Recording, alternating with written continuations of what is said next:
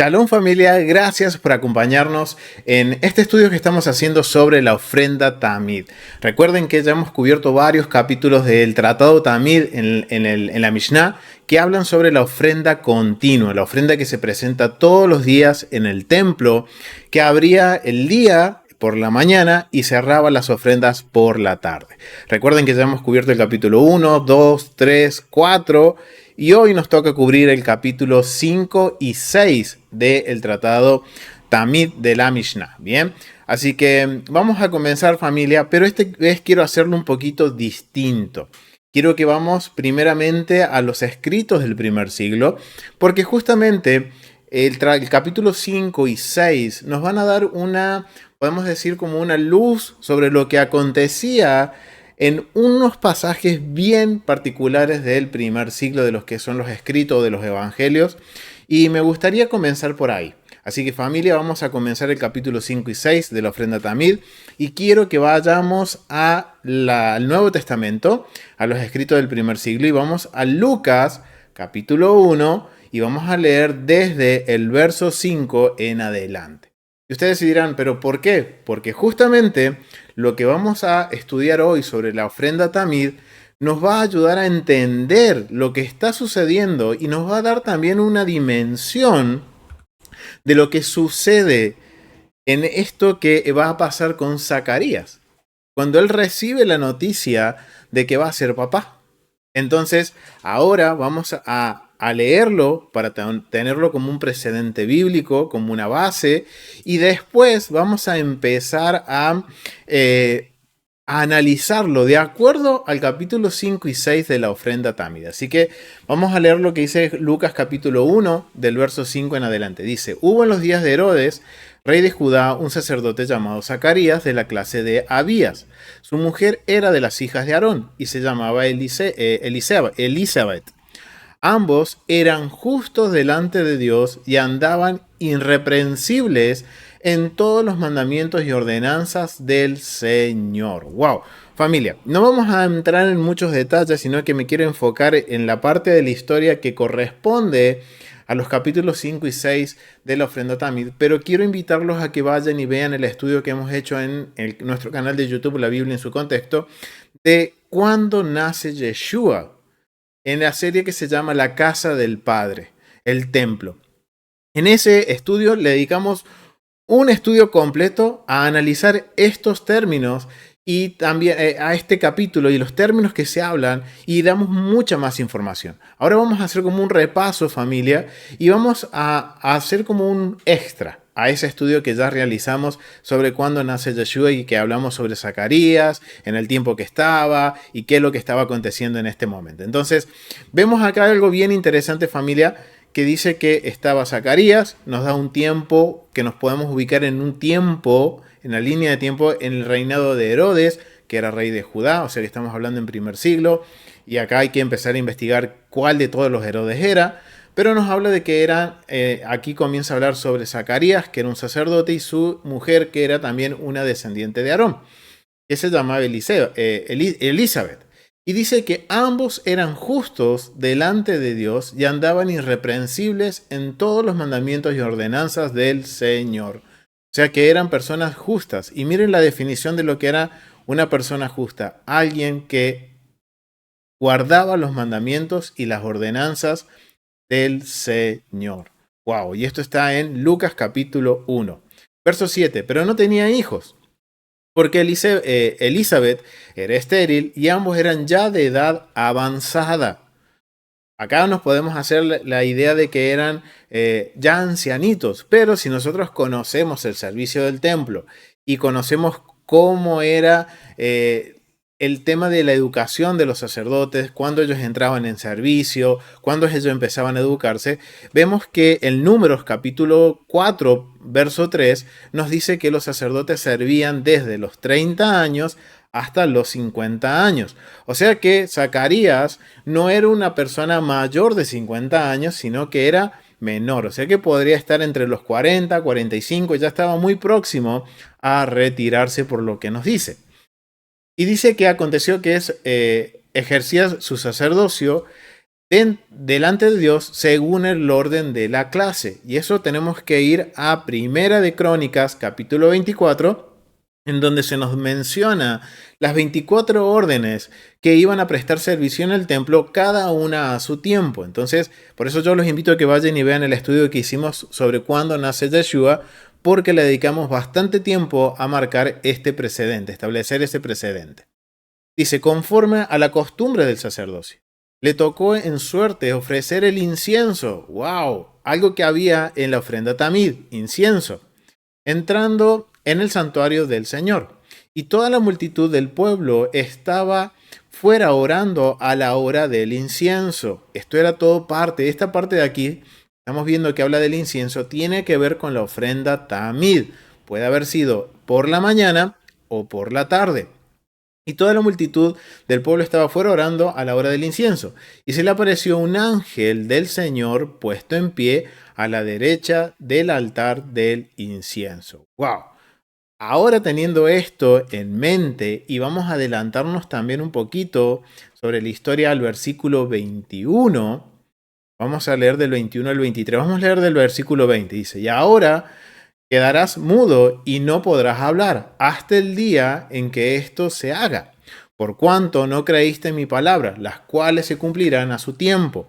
Y el pueblo estaba esperando a Zacarías y se extrañaba de que él se demorase en el santuario.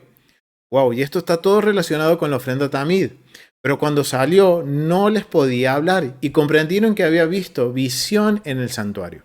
Él les hablaba por señas y permaneció mudo y cumplió los días de su ministerio, se fue a su casa. O sea que esto ya vamos a darnos cuenta en qué tiempo está sucediendo esto dentro del servicio del templo. Y vemos que por lo que nos menciona el versículo 23, ha sido dentro de los primeros días de la semana de servicio que prestaba la orden de Zacarías, a la que él pertenecía, la orden de Abías. Entonces él, a pesar de que estaba mudo, siguió presentando o siguió haciendo su ministerio, su abodá, su servicio dentro del santuario.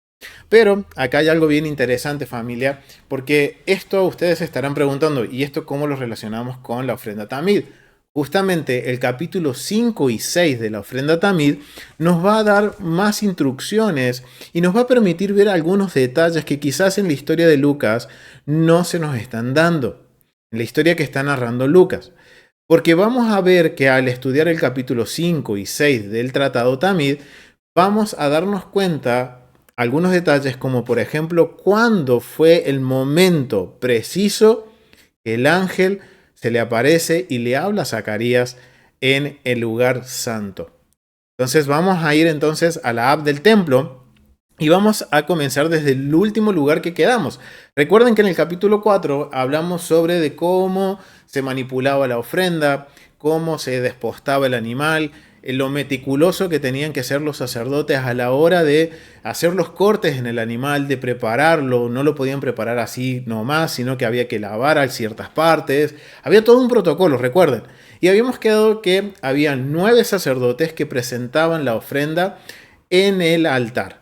No en el altar precisamente, sino que llegaban hasta la rampa del altar, dejaban sobre las mesas de mármol las ofrendas y además de eso, ellos alaban las ofrendas y se venían a este lugar que es el Iscad, en la cámara de la piedra labrada, o en la casa de Beit Abtinas, que también se conoce todo este edificio en el que estamos. Y ellos aquí llegaban y hacían una serie de oraciones que habíamos visto en el capítulo 4. Pero ahora vamos a seguir en el capítulo 5, y en el capítulo 5 nos menciona que en este mismo lugar se echaban 2 suertes más. O sea que en total se hacían 4 sorteos en el transcurso del día o en el transcurso de la ofrenda tamid por la mañana. para designar los sacerdotes que iban a hacer distintas tareas en el templo. Ya vimos cómo se designaba el que empezaba limpiando el altar, después veíamos cómo empezaba el que limpiaba, el que continuaba limpiando el altar, después cómo se seleccionaba a los que iban a manipular el animal y iban a presentarlo en la mesa del altar, y nos queda por último las suertes que corresponden a la presentación del incienso. Capítulo 5, párrafo 2 del Tratado Tamid nos menciona.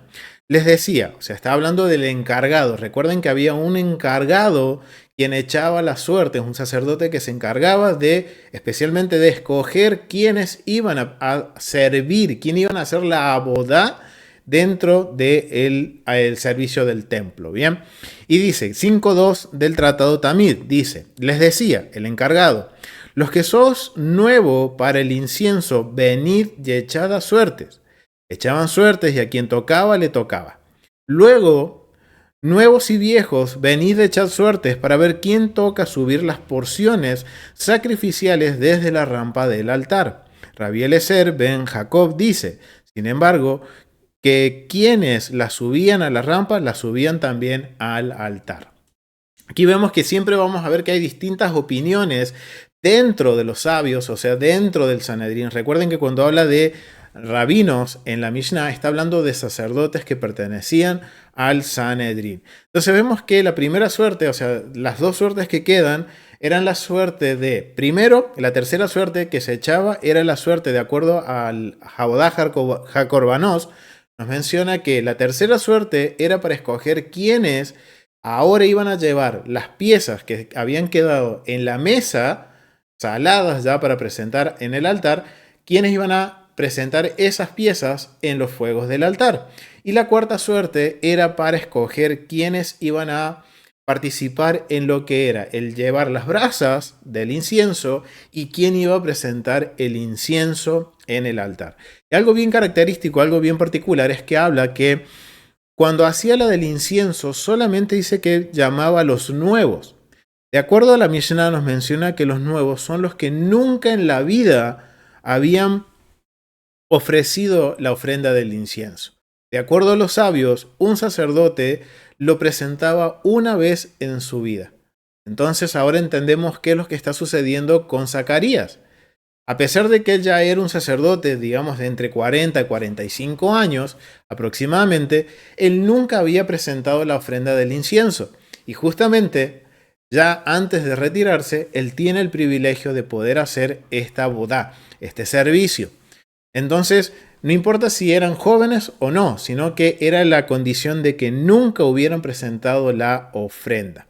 Entonces se escogía, recuerden que era de la misma forma, como lo vimos en el capítulo 1, de la misma forma se hacía el sorteo. Entonces una vez que se hacía el sorteo, los sacerdotes que se escogían para presentar las ofrendas en el altar, se preparaban igual que el que iba a presentar el incienso. Y recuerden que todo esto también está sucediendo de forma simultánea con todos los otros servicios. Bien, estas suertes se echaban antes de comenzar todo el servicio de la mañana, por ejemplo, en la ofrenda Tamid. ¿Cuál era el procedimiento ahora? Después de que ya estaban seleccionados, después de que ellos se reunían en este lugar, todos los sacerdotes, para hacer las oraciones con el objetivo, con el fin de que el Eterno reciba con agrado la ofrenda que están presentando en memoria o podríamos decir, en representación de toda la congregación, de todo el pueblo, de toda la nación de Israel. Recuerden que la ofrenda también es una ofrenda que es colectiva, que representa a todo el pueblo. Procedimiento que se tenía que hacer ahora, una vez que ellos terminaban, los que ya estaban designados para continuar con la presentación de las ofrendas en el altar y la limpieza, mejor dicho, con la presentación del incienso, entonces se acercaban hasta el Kior. Recuerden que siempre antes de entrar al altar había que hacer purificación de manos y de pies. Se hacían la purificación de manos y pies y salían a cada uno a su servicio. Bien, entonces vamos ahora a ver la tercera suerte. La tercera suerte habla de aquellos que iban a presentar las ofrendas en el altar, que ellos llegaban hasta las mesas del altar están en este lugar. Recuerden que aquí los sacerdotes, los 9 sacerdotes que traían las ofrendas llegaban hasta aquí, ponían las piezas del animal, el vino, el pan del sumo sacerdote y la harina y el aceite lo colocaban en este lugar. Los alaban y se retiraban. Ahora estos nuevos sacerdotes que tenían que seguir el mismo orden como se habían traído las ofrendas hasta este lugar, entonces vamos a ver que de la misma forma lo iban a tomar. El primer sacerdote que tomaba era el primero que iba a presentar las ofrendas en el altar, que es básicamente tomar las piezas de este lugar, subir por la rampa hasta un punto en que podían arrojarlos a este fuego grande que vemos aquí. Este era el fuego en el que se presentaban todos los animales. ¿Cuál era el orden? Recuerden que el primer sacerdote era el que llevaba la cabeza y la pata trasera derecha. El segundo Cohen era el que llevaba las 2 patas delanteras. El tercer Cohen llevaba la pata trasera que faltaba, la parte trasera y la pata trasera izquierda. El cuarto Cohen llevaba el pecho y la parte del cuello. El quinto Cohen llevaba el lado izquierdo y el lado derecho del animal. El sexto Cohen sostuvo las entrañas y las 4 patitas. Recuerden que las 4 patitas que se ponían en un cuenco para poderlas trasladar hasta este lugar. Y el séptimo Cohen llevaba la harina para la minjá.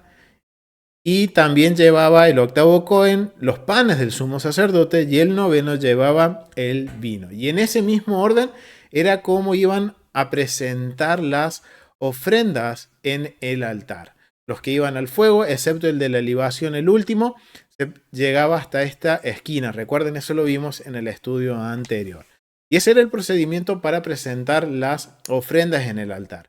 Ellos después terminaban su abodá, se retiraban y volvían al Beit Abtinas, a la cámara de donde habíamos salido. Bien, otro dato importante que nos menciona la Mishnah en el párrafo 5.3 del Tratado Tamid, nos menciona que una vez que se echaron todas las suertes y de que los sacerdotes que no habían obtenido o que no habían salido seleccionados para el servicio, dice que ellos se retiraban a un lugar que dice lo siguiente, dice, a los demás sacerdotes, a los que no habían sido escogidos para el servicio, se les entregaba a los servidores del templo, que los despojaban de sus vestiduras y no los dejaban más que en calzoncillos.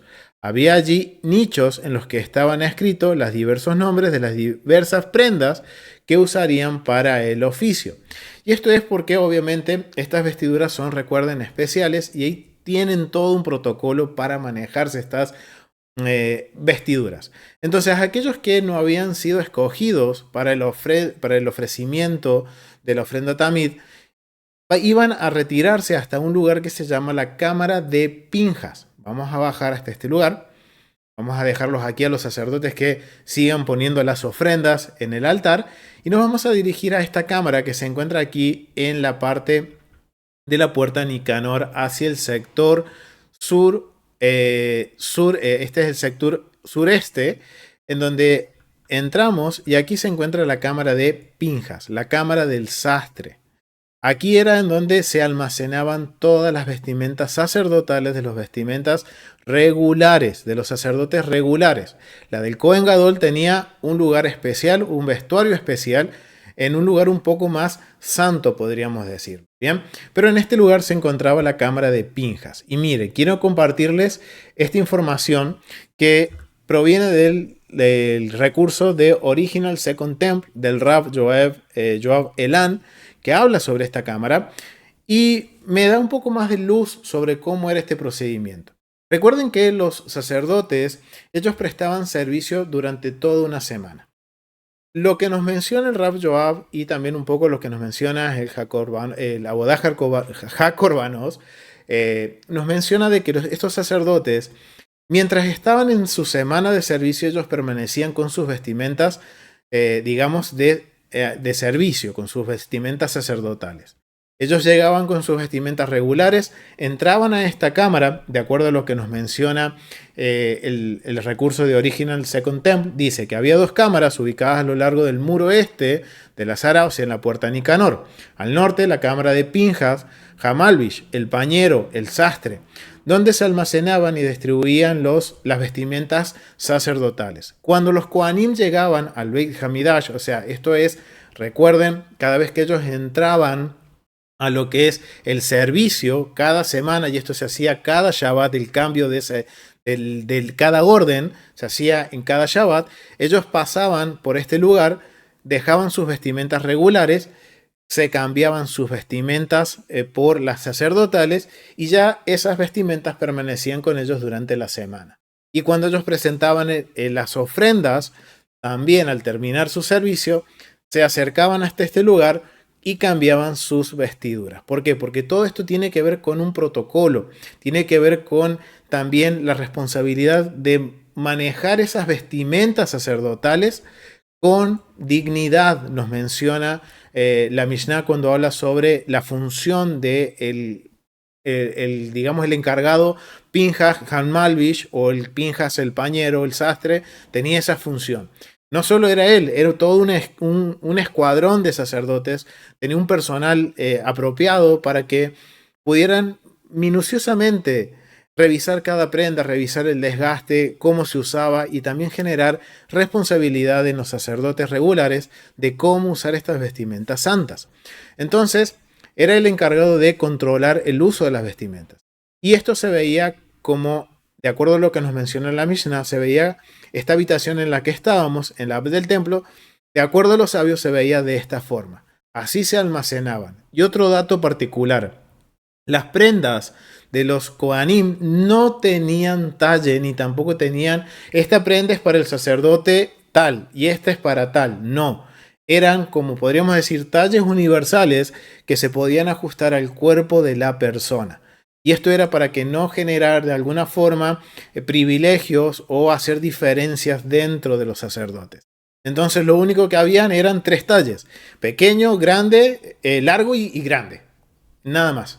Y en base a eso, cada sacerdote, había personas que se encargaban de vestirlos, prepararlos adecuadamente para que ellos se presentaran en el servicio del templo. ¿Bien? Entonces vemos cómo ahora, un poquito más, esto es un pequeño paréntesis que nos menciona el Tratado Tamid, de cómo se manipulaban las vestimentas. Bien, entonces ya sabemos que los sacerdotes que no entraban en el servicio, entraban a esta cámara, después se les quitaba sus vestimentas de servicio, pero de acuerdo a lo que nos menciona el recurso que le estaba mostrando y el abodaje de Corbanos, no era todos los días, sino que únicamente aquellos que hacían el servicio cambiaban sus vestimentas sacerdotales por unas limpias, y al otro día se volvían a presentar para ver si tenían la suerte de poder hacer otra vez el servicio. El único servicio que no podían repetir, por lo que vemos, es el del incienso, porque solamente participaban aquellos que nunca en la vida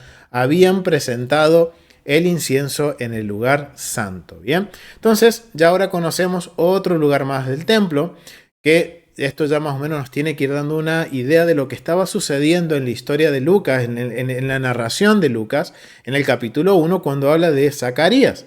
O sea que nos está ubicando de que Zacarías, ahora nos estamos ubicando nosotros, que Zacarías había sido escogido para el incienso. Mientras Zacarías entraba al lugar santo, se estaban presentando las ofrendas en el altar, los sacerdotes que habían sido escogidos. Y ahora el tratado Tamid, capítulo 5, nos menciona en el párrafo 4 lo siguiente: a quien le había tocado la suerte del incienso, cogía la cuchara se asemejaba a una medida grande de 3 cops de oro. ¿Dónde cogía todos estos instrumentos?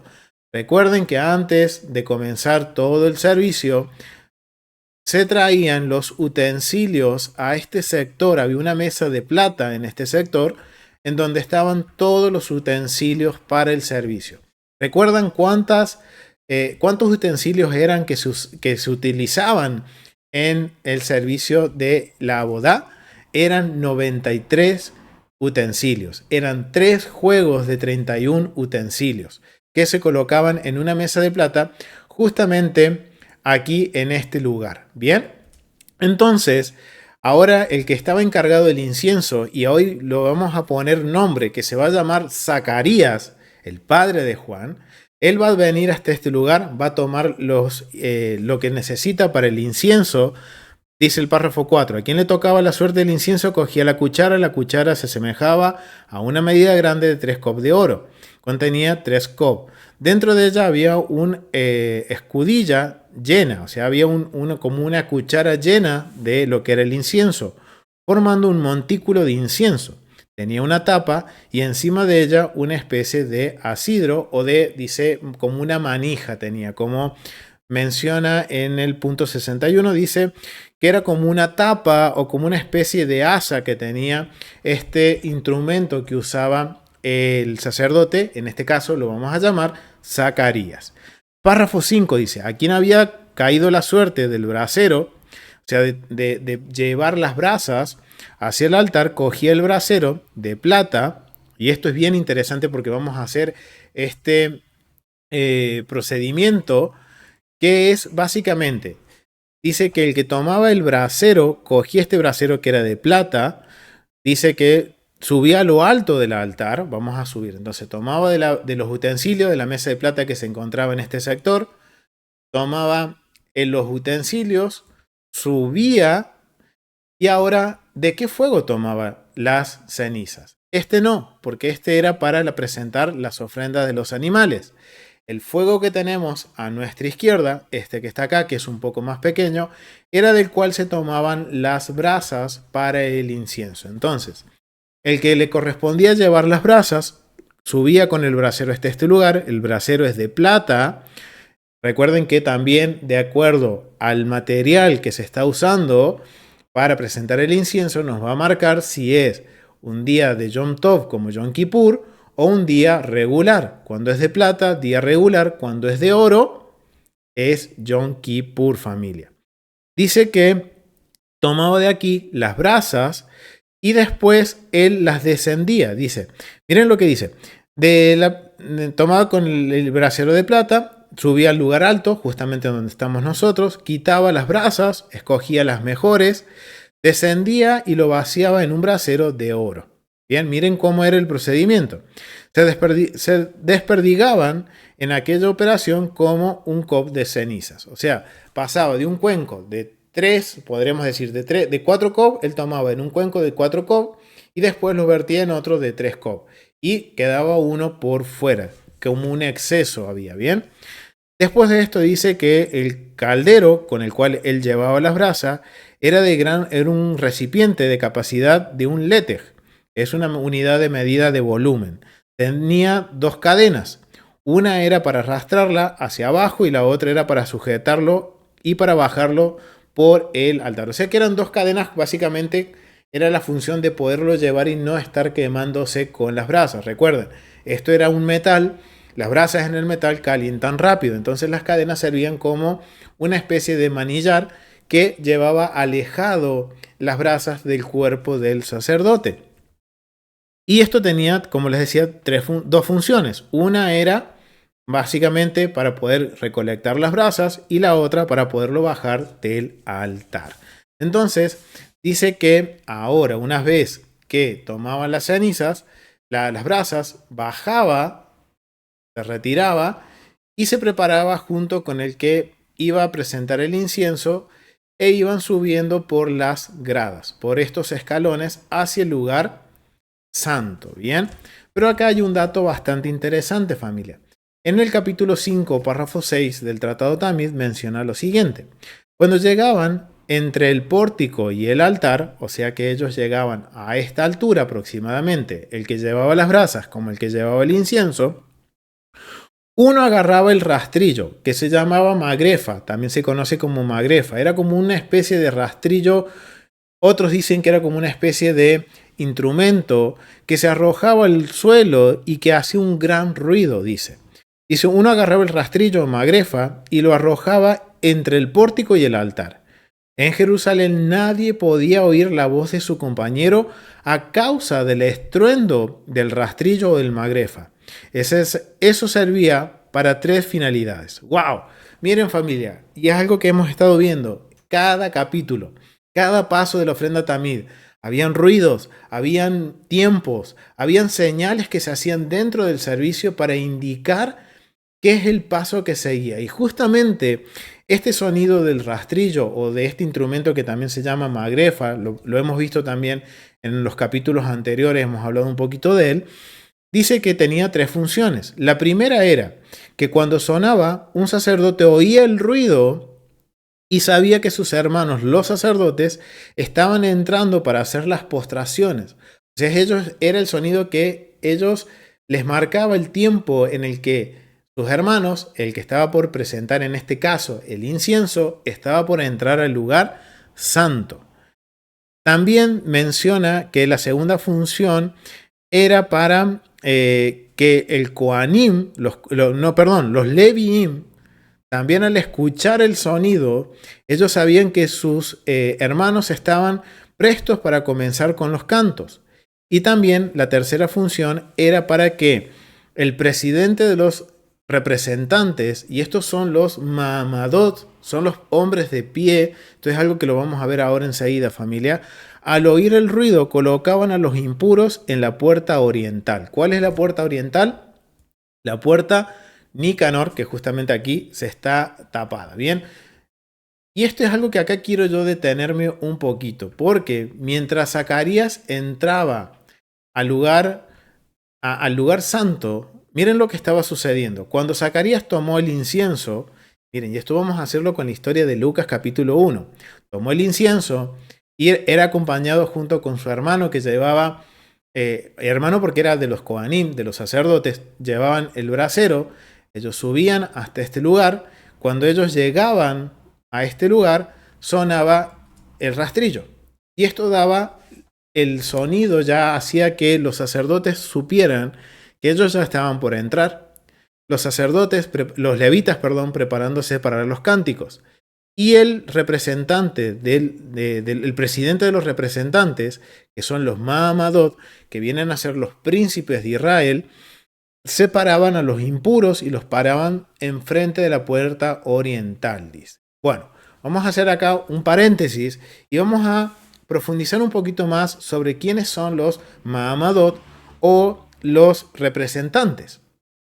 Mire, y esto es bastante bueno porque tenemos un recurso que se llama Mishmarot y Mamadot de Edgar Ramos y Joseph Good, se los recomiendo.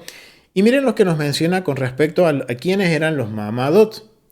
Dice, en el libro de Números se ordena a todas las naciones, o sea, toda la nación, que esté presente en el servicio del tabernáculo. Después habló el Eterno a Moisés diciendo, ordena a los hijos de Israel y diles, tendréis cuidado de presentar mi ofrenda, mi alimento para mis ofrendas encendidas, aroma agradable para mí y a su tiempo señalado.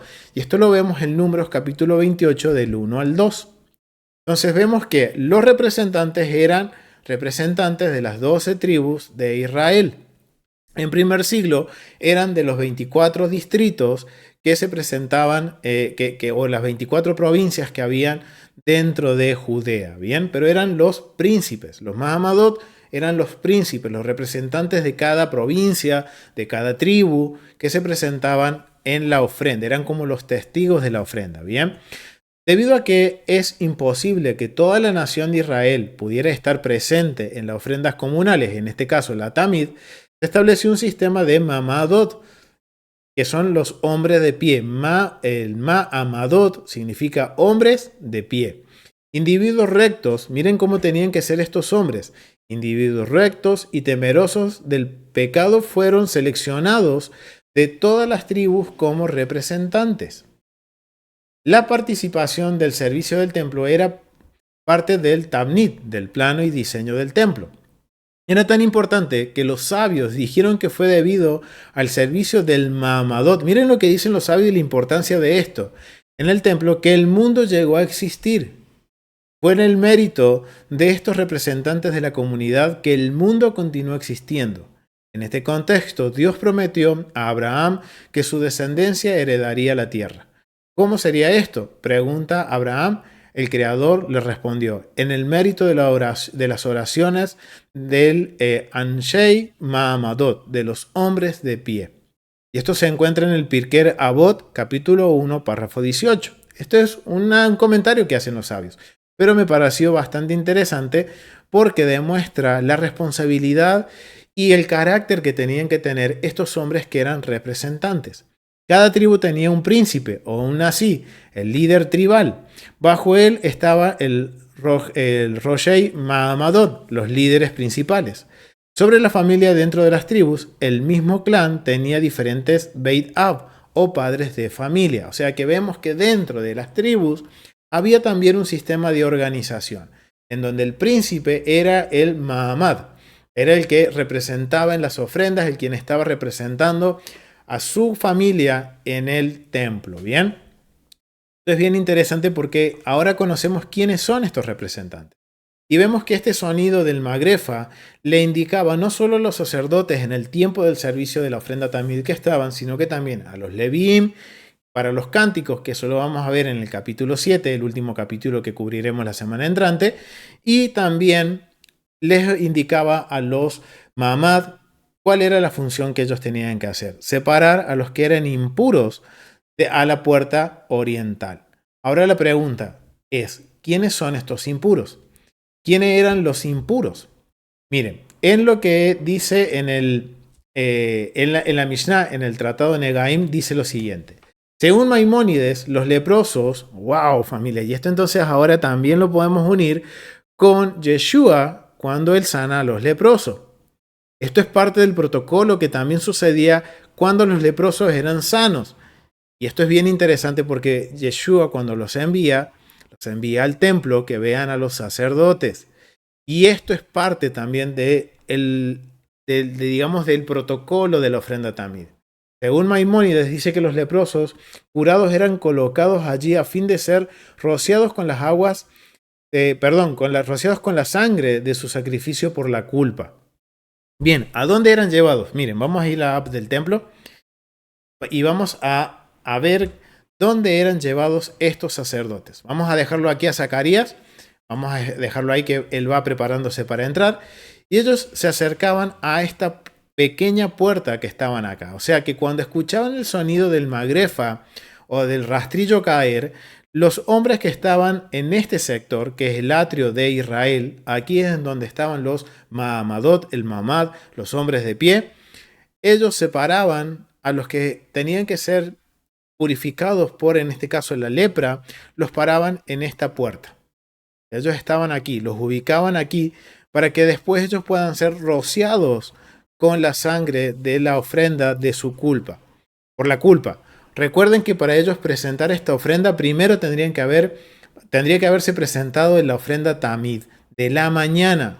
Ahora vemos cómo empieza ahora a tomar más forma, empieza a haber otros servicios que se empiezan a unir con la ofrenda tamid. Entonces ellos estaban aquí, vamos a pararnos aquí, esperando a que se terminara la ofrenda tamid para presentar su ofrenda de culpa, los que eran sanos por la lepra, y de ellos después ser rociados con la sangre de esa ofrenda que ellos habían llevado. Entonces, acá vemos que estaba todo tan coordinado en el templo. Y recuerden que todo esto está sucediendo de forma continua, de forma simultánea. Están todos trabajando y estamos viendo que hay distintas funciones que están funcionando en el mismo momento. Y esto vemos lo meticuloso que tenía que ser cada uno de los sacerdotes, cada uno de los levitas, hasta los hombres del Mamad, los hombres que estaban en este sector, porque ellos también tenían una función. Y no solo eran ser testigos de la presentación de la ofrenda, sino que también ellos iban a interceder, ya lo vamos a ver en el capítulo que viene, ellos intercedían por el pueblo, eran como los intercesores, de ahí viene la figura del intercesor, de los intercesores en el otro campamento, viene de acá familia, viene del servicio del templo, y también ellos se encargaban de separar los que eran impuros para que fueran purificados, o por ejemplo, un enfermo de lepra, cuando era restaurado después de haber estado aislado, igual que aquel que era purificado por haber estado en un contacto de muertos, la mujer cuando daba a luz, o sea, todo eso sucedía en esta pequeña puerta. Y todo eso sucedía, ahora vemos, después de haberse presentado la ofrenda tamid de la mañana. Bien, entonces vemos que mientras Zacarías, y recuerden que estamos tomando Lucas capítulo 1 para poder explicar estos versículos, estos capítulos de la Mishnah, mientras Zacarías entraba en el lugar santo, sonaba el magrefa y sucedía todo lo que estábamos recién explicando, familia. Una vez que ahora Zacarías entra, nos menciona la Mishnah que lo siguiente, vamos a entrar al lugar santo, entran justamente los dos sacerdotes, Zacarías llevando el incienso y otro sacerdote llevando las brasas, y en el capítulo 6 nos menciona lo siguiente. Dice, luego comenzaban a subir las gradas, y esto, tengan en mente que esto está sucediendo todo de forma simultánea. Luego comenzaba, no solo entraba el que presentaba el incienso y las brasas, sino que había un protocolo. Recuerden que primero entraba al lugar santo quien iba a limpiar la menorá. Después quien limpiaba el altar de oro, que es el altar del incienso. Y después venía el que presentaba el incienso.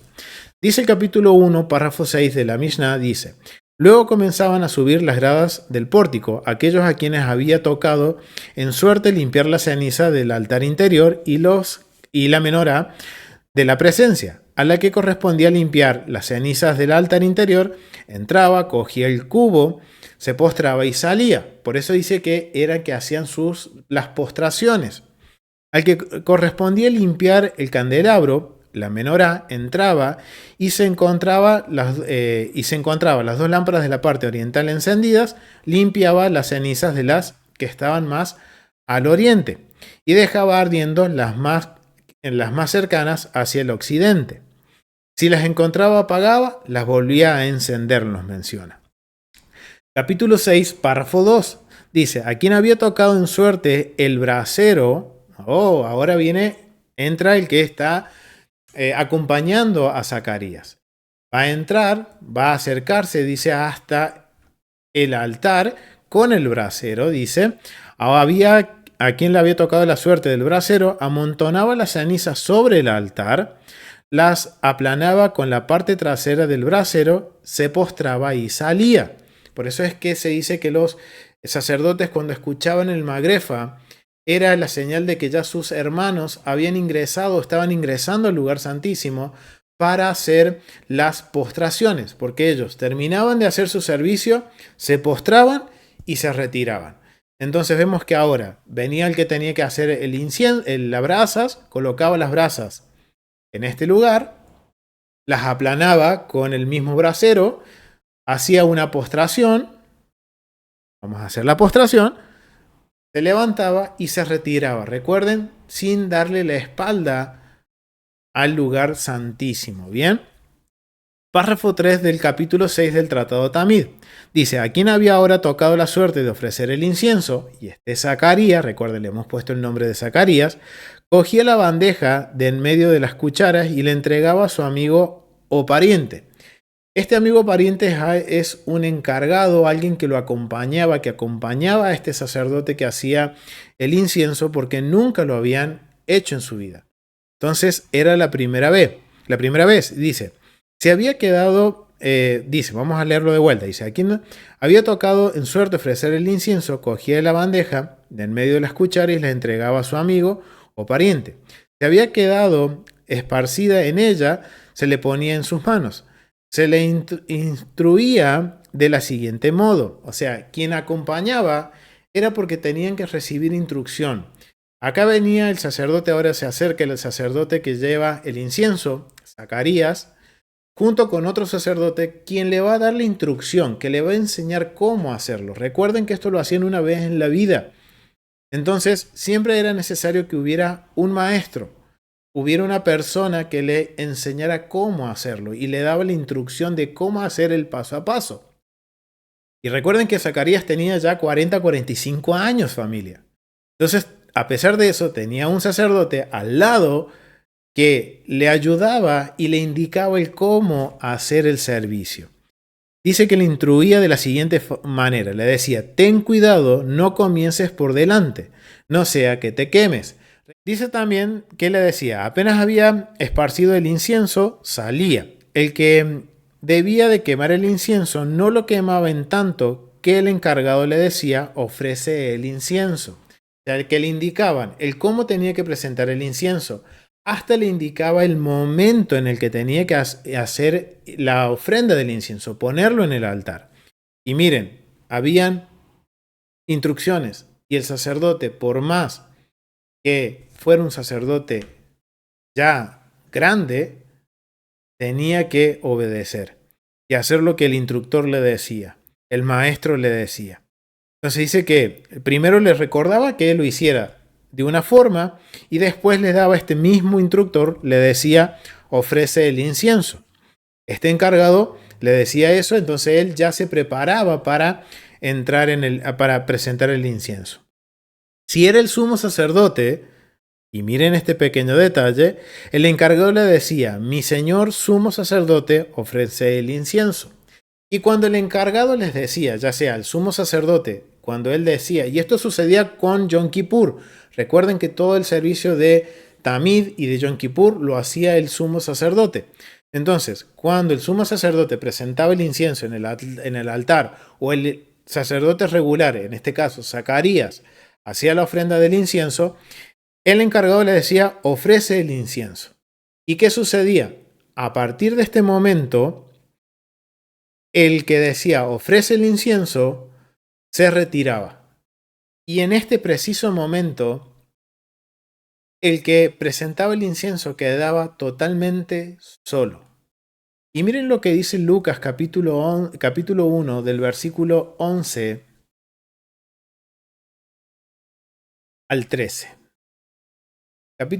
Versículo 11 dice lo siguiente. Y se le apareció un ángel del Señor puesto en pie a la derecha del altar del incienso.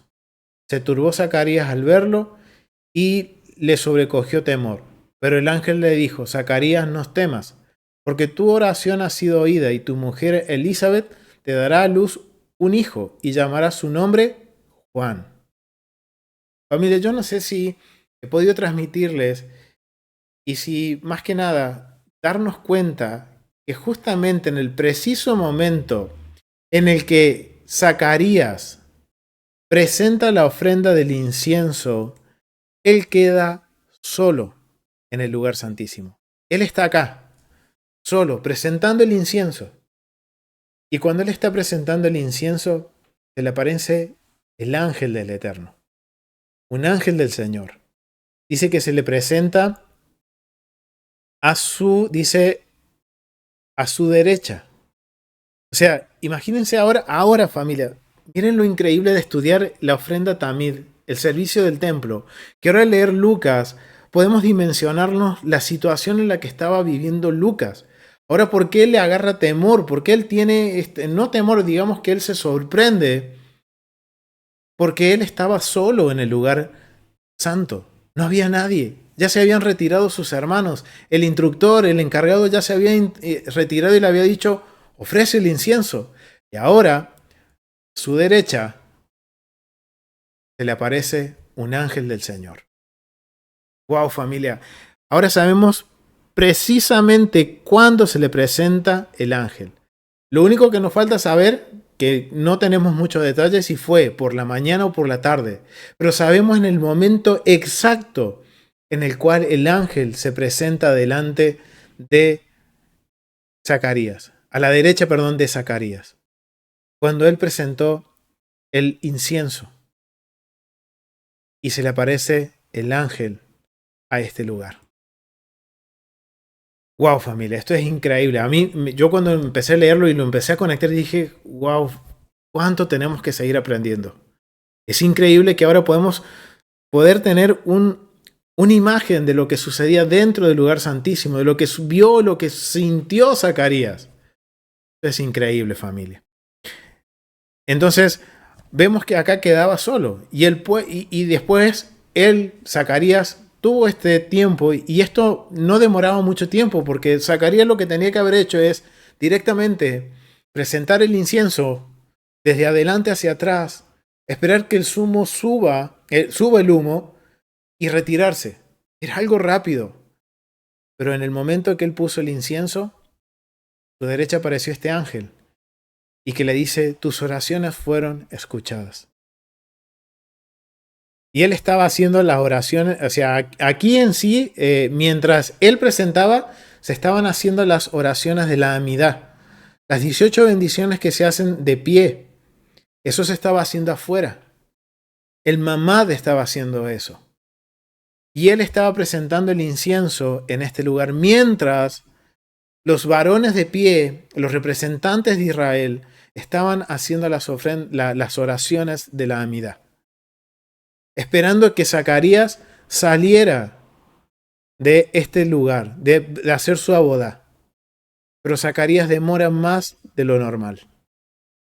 Y esto nos menciona en el verso 20 de Lucas capítulo 1. Miren lo que nos dice. Y ahora quedarás mudo, le dice el ángel, porque él no le creyó. Y no podrás hablar hasta el día que esto se haga.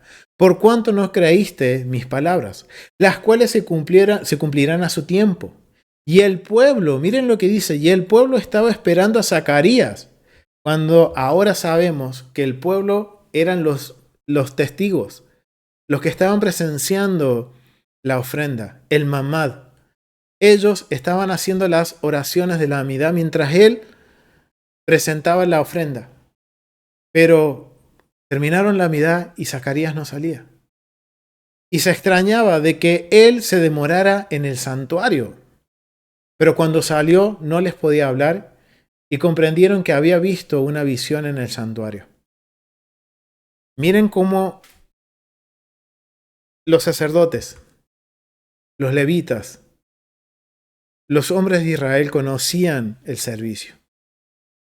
Y el mínimo detalle, el mínimo, podemos decir, el mínimo tiempo se estaba medido. Todo estaba medido, hasta el tiempo estaba medido. Y el mínimo, podríamos decir, ¿cómo lo podríamos expresar, familia? Ayúdenme, ¿cómo podríamos decirlo? Como cuando algo que salía del tiempo, algo que estaba fuera del tiempo, todos sabían que algo había sucedido en ese momento. Por eso dice que ellos entendieron que algo había sucedido, que algo había acontecido con Zacarías, que había visto una visión en el santuario. ¿Pero por qué sabían eso? Porque ya ellos conocían los ruidos, los tiempos, cuándo entraba y cuándo salía uno. Pero resulta que Zacarías se demoró. Y esta fue la señal de que ellos entendieron. No solo porque salió mudo, sino que también porque se demoró en el santuario y comprendieron que había visto una visión en el santuario. Él les hablaba por seña y permaneció mudo. Y cumplidos los días de su ministerio, se fue a su casa. ¡Wow, familia! ¿Cuánto aún nos toca por aprender? Y familia, necesitamos estudiar el templo para poder entender el Nuevo Testamento, los escritos del primer siglo. Miren ahora, familia, estudiando el Tratado Tamid, podemos ver detalles que están ahí, que están en Lucas capítulo 1 con la historia de Zacarías. Ahora podemos nosotros dimensionar qué es lo que estaba viviendo Zacarías. Ahora vemos que lo que está hablando Lucas está hablando con vocabulario del templo. No solo eso, sino que nos está dando detalles sobre el contexto de la historia, de la narración que está haciendo Lucas. Wow, familia, ¿cuánto tenemos por aprender? ¿Cuánto nos queda por aprender, familia? ¿Cuánto más tenemos por aprender? Yo los invito, familia, a que sigamos aprendiendo. Miren ahora cómo el estudiar el tratado también nos ha dado mayor luz en muchos escritos de lo que es el Nuevo Testamento. Ahora vemos algunos detalles que eran para los leprosos y lo podemos asociar con Yeshua, Cuando Él envía a los leprosos, ahora sabemos lo que los leprosos tenían que hacer y cuál era el procedimiento dentro de la ofrenda tamid. Ahora vemos en la historia de Lucas el procedimiento que estaba haciendo Zacarías. Ya sea que fue en la aparición del ángel, fue en la ofrenda tamid de la mañana o en la tarde. Pero ahora podemos ver el momento exacto en el cual Zacarías se encontraba haciendo las cosas correctas en el momento correcto y el Eterno se le aparece ahí. Un ángel del Eterno se aparece junto a él. Wow, familia, esto es increíble. A mí me impactó poder ver estos detalles y poder tener más luz de las historias del primer siglo.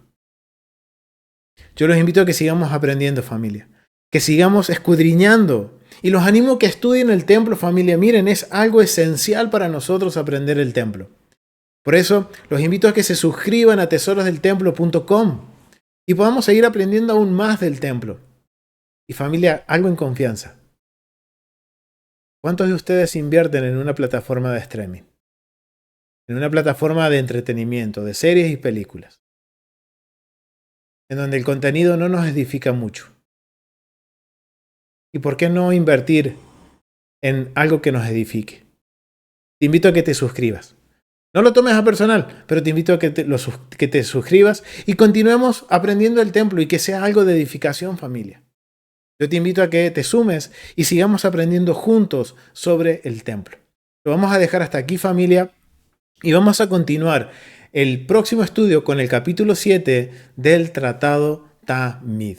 Y vamos a ver sobre el sumo sacerdote y también sobre el canto de los levitas. Así que, familia, lo dejamos hasta aquí. Nos vemos en el próximo estudio. Shalom, familia. Nos vemos.